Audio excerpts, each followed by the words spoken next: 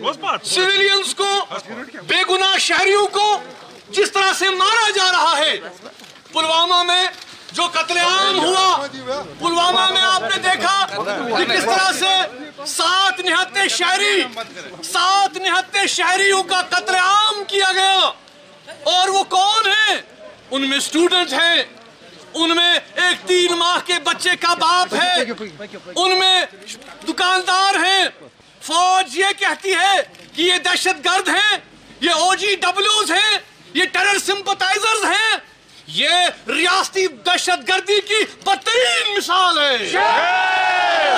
और उसके बाद हमें ये भी हक नहीं दिया जाता कि हम इजहार मातम करें, हम इजहार ताज़ियत करें। पूरी कौम को यरगमाल बना दिया गया है काले कवानीन के बल पर।